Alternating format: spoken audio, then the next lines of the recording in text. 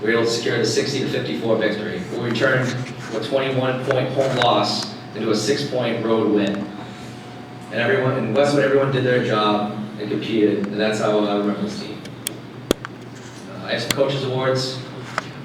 First one, this is the only player that I had last year returning on my JV team this year, which is unusual. Usually it's 3 or 4. He's always been a good shooter. It's typically always been a guard. But I told him at the beginning of the season that he's going to have to go to a big man, considering they're very vertically challenged as a JV team. He took it in stride. He learned quick. He competed as an undersized center and started every game at center. He had the highest free throw percentage, and one of the better shooters on the team from the center position. His highlights were 2 wins at Dover, both games 11 points and 3 threes in each game. This first coach's award goes to Ryan Brown.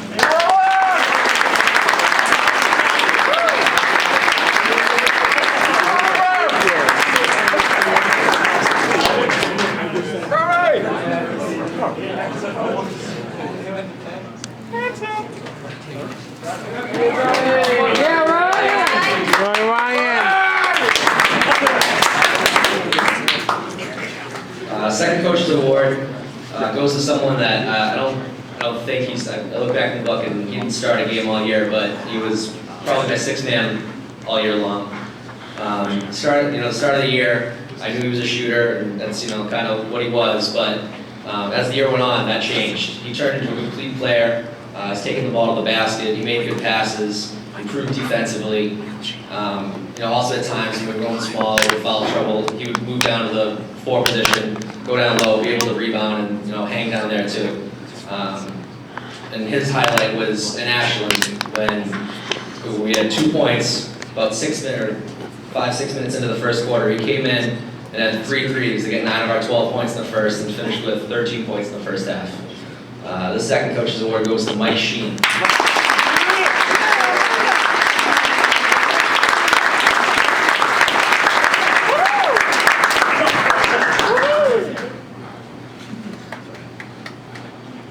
My third award, this is probably my hustle award. It goes to someone I know, whether it's practice or a game, I'm getting 100% out of him. If we had a Lance of Pride chart, he'd fill it up. It's tips, deflections, rebounds, steals, fast break layups, everything that Coach Jones charts during the varsity game, he would fill that chart up. He usually defended the best player on the other team, and would usually ask to do that too.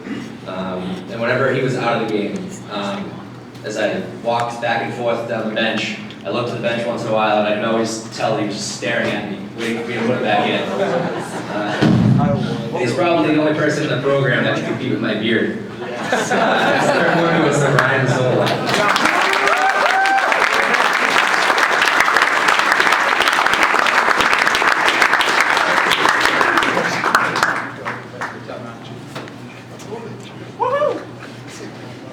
Nice job, Ryan. Good job, Ryan. Yep, Peter, that's the way. Our fourth award goes to a player that I probably only had him practice for the first week of the season, and then he was called up to the varsity to help run scout team and help varsity prepare, which is a big part of what varsity program does.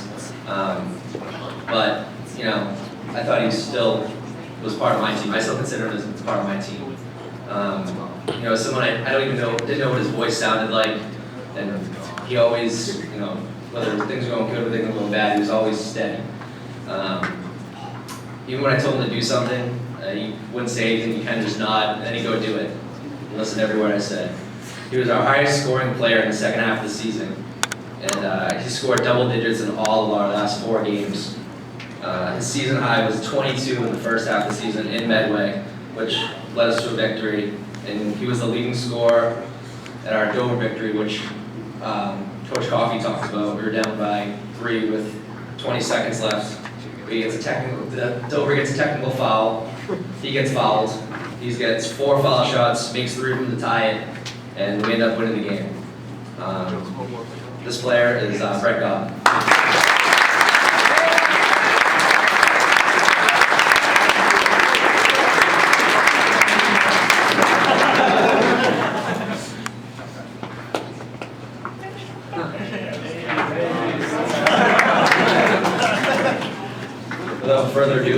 slip for the varsity team.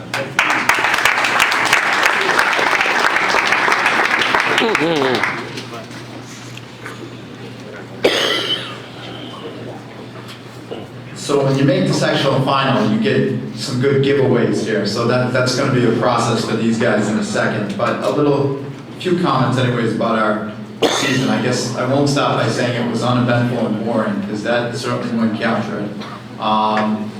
Jason and Brett and I were down at the Sun Chronicle on Tuesday night, and we were talking as we were waiting for pictures to be taken.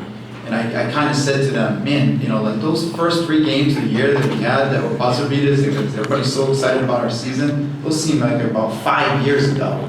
That was before the snow and 21 more games and all that. But that's when our season started, right off the bat with buzzer beater win to Ashland, then the Sports Center top 10 win with Medfield, which, by the way, Coach Grace has not forgiven me for, but and then another buzzer beater with Dover that did go our way, but those were our first 3 games of the year. We finished our first 10 games with a 6-4 record, and I think that's where we started to set some team goals for ourselves. We would sort of win 2, lose 1 in the beginning first 10 games of the season. So about the halfway point of the season, we set a lot of goals. One of our goals was to have a better record in the last 10 games than we had in the first 10 games. We were able to do that. We went 7-3 in our last 10 games. We wanted to improve our home record. We started the season off something like 3-2 or 4-2 at home. We ended up winning our last 6 straight home games and finishing with a 9-2 record. So another goal they achieved. Once we got towards those goals, we wanted to get to team wins. It's a popular phrase that we've said around here in our program. Team wins usually guarantees you a home playoff game. So we set our sights on that. They were able to achieve that goal on senior night, their last regular season game, getting their 13th win. We wanted to earn that home playoff game, and again, we were able to do that with our last regular season game. And then we weren't done setting goals, though. And that was the great part about our team, is once we achieved the goal, we would set another one. So once we beat Rockland, we came into the locker room after and we said, we want to get beyond the first game. We want to play more than just one game in the tournament. And they can tell you, my pre-game speech before Archbishop Williams probably took them a little back. Because I wanted them, because that 48-hour turnaround in a tournament game after you win the first one, which is full of emotion, and then you should have seen them that Friday in practice. I was afraid that they weren't going to be able to walk, never mind play Saturday too. But we set that goal. Why not keep winning? Why not keep this season alive? And they were able to do that. And of course, once we got that, our new goal was, let's try to get to one of those big gyms. If we win that game against Archbishop Williams, then we're playing at a neutral site in a big gym. And they were able to achieve that with a win over Archies and get to be for the first South Sectional semifinal since 2001 for a Norton team. In terms of their accomplishment as a team this year, 8 straight tourney appearances. They're going to get the shirt over there, which is in black this year. A joke to Coach Jolly. The guy who prints those shirts for us has now made the years a lot smaller because there's 8 straight years. No other girls or boys team in this high school who can say they've been to the state tournament 8 years in a row. So, I mean, to put their mark on that t-shirt, and again, it's a $10 t-shirt, but it's something we strive to do every year because we want our seniors to be able to experience that. The fact, as I mentioned, the first sectional semifinal since 2001, Coach Jolly, because he bleeds purple, was there as, how old were you? He was 11, and he was there. Of course he was. At Braintree High School when Norton lost to Carver in 2001 in the semifinal. Our first sectional final appearance since 1988. Again, accomplishment for them. No, we lost to So I've been asked a lot of questions by reporters and some other people, other coaches. You really didn't have the most talented team in terms of athletic ability, certainly not height. We were pretty much the 6'2" and under club. You've had other teams that had better players, other teams that could score more. So, how did these guys even accomplish this? It must have been a down year in Division III. And my response to that over the last 3 weeks or so is it really underestimates what these guys had mentally. They were probably by far the most coachable team I've had. And what does that mean? It means they trusted each other and they trusted the coaching staff. because they did have to overcome height challenge, athleticism challenge. The 5 seniors that started had so much trust in each other and so much trust in what we were doing as a coaching staff, it allowed them to perform better than some of those teams that other people would say, had better talent or more athleticism and certainly more height. And if you really want evidence of that point, here's a factor that I don't think too many people are aware of when they consider our 24 games.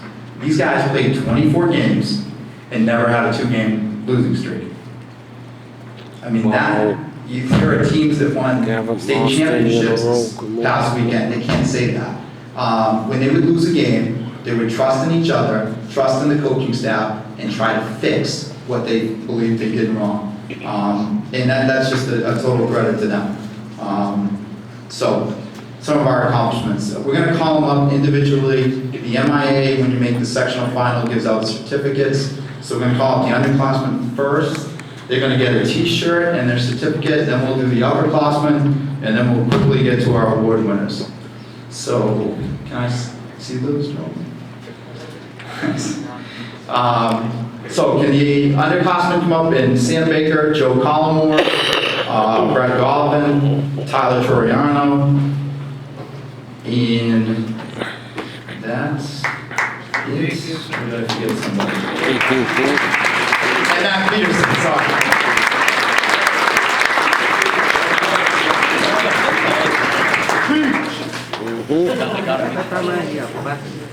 And the certificate just compliments them on being in sectional finals. Great.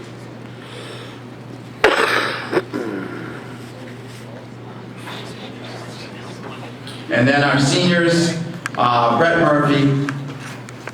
Good job, Jason guys. O'Neill, Good job, guys. Joe O'Malley, Andrew Steele, Yeah, I'm pretty proud of you all. Brandon Jenkins, Alejandro Torres, Paul Caramanica, Mike Woodworth, Keenan Coffey, Kevin O'Keefe, Andrew Baglis. I think that's all of them.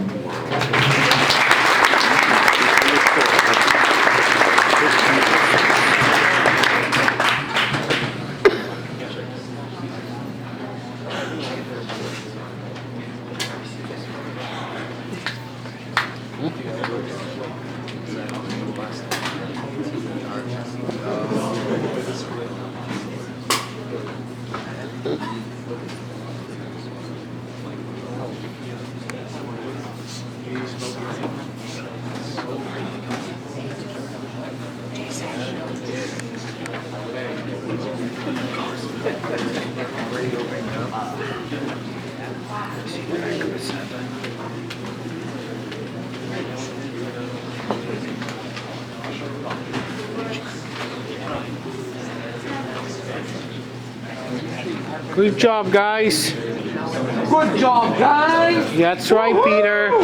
Great work. Yeah. Great work, Paul. Paul, you did great. You did good, Keelan. That's right. So we were the two All fans. right, now on to our awards. Our coaches awards, we have 2 of them. The first one is for a player that really did a lot for us coming off the bench this year. We had a lot of injuries early on through our scrimmages, right up into the first game, really. This was a bench player who played some quality minutes for us. You saw him on the video, his dribble drive game to the basket, hitting some timely 3-point shots. We actually put in an offensive set to maximize his ability to dribble drive, which really came in very important in our first win against Ashland. He had a really good attitude, even though he knew he was playing behind one of the best players in the league, but he continued to practice hard, and he was a very serviceable player to us. Our first coach's award goes to Joseph O'Malley.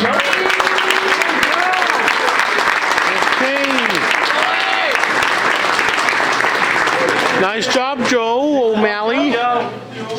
Yeah, really proud. My next coach's award might be a little unorthodox, but Everything this is a senior who was instrumental to our success, playing a very different role to our team. He was almost like another assistant coach. He did stats for us, he did anything we asked him. I can't imagine missing out your senior season, especially after how much work you put into it, working 3 years up to wanting to play your senior season, and then seeing your friends who you've grown up with have so much success in the tournament and just not being able to play.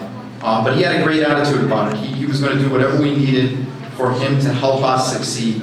A funny story about him on senior night, I think it was senior night, we're going to put in some of our bench players and get the starters out. And I said, all right, so Andrew and I named off 4 other names. You're going to go in at the 2-minute mark or 1-minute mark. And he gets up. And I'm like, you have khakis on. Okay, ask him. Can't He's play. Like, it was like instinctive. Street And he's clothes, ready to go. And I was like, we're certainly going to get a Peter, he technical wants to going play. with khakis and Yeah, Even though he's not in uniform. But he was ready, and he was just funny in the way that, God, It's he like just wished that, he could have got out there, even if it was on senior night.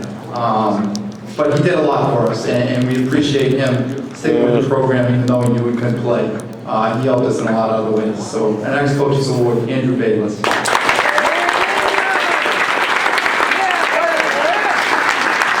Okay, Andrew.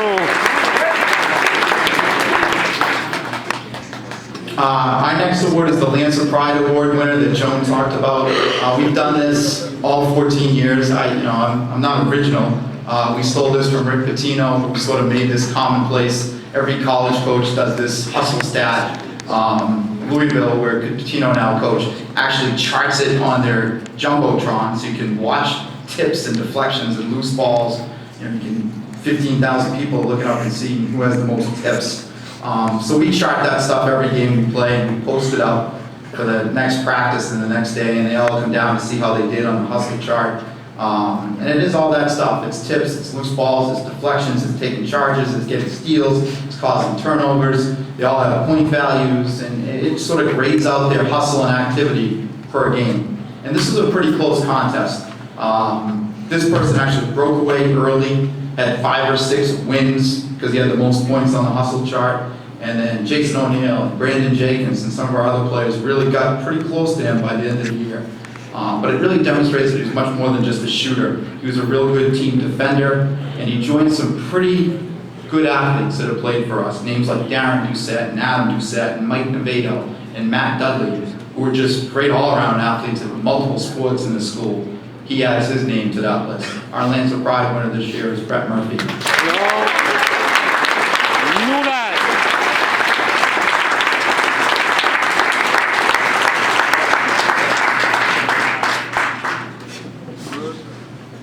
Now our